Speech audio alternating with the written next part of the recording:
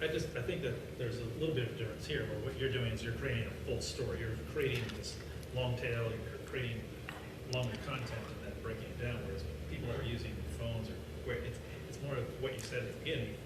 You're talking about just getting snippets where it may not get the reach, it may not get the full lift of everything else. So there's definitely the brand piece, I think, is what you're focused on here. Companies have brand standards, and I guess it comes down to what's the brand that you want out there and what standards you want.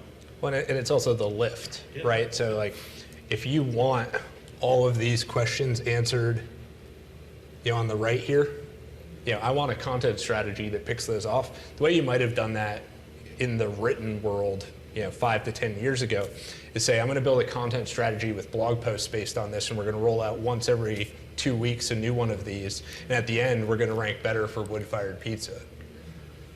You can pay $200 a blog post for that, stretch it out over the quarter, and go do that.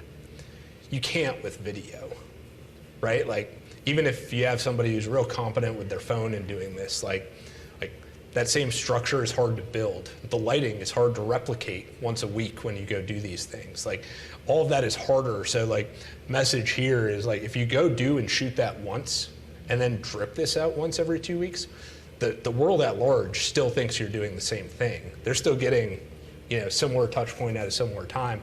But the way you think about producing that and the work that you do and how you think about that, because of the lift that's associated, even if you want to make it look super authentic, it's just easier to set that up all at one time, capture the core topic and work through than the other way around.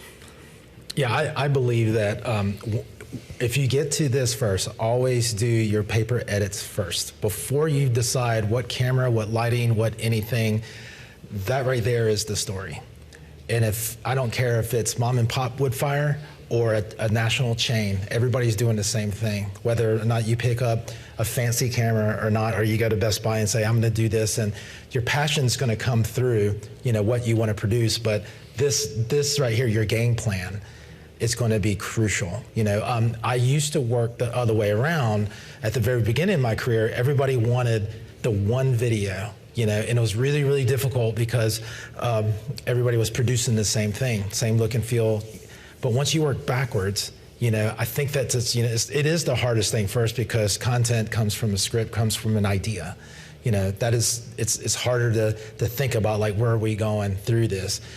You can hire, it doesn't matter. You can hire different levels of production. And that's kind of where, my niche here is like my experience to hit this market.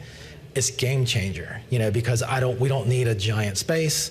We need very small equipment. We just need belief and the ability to make shit rock. It's that important to me,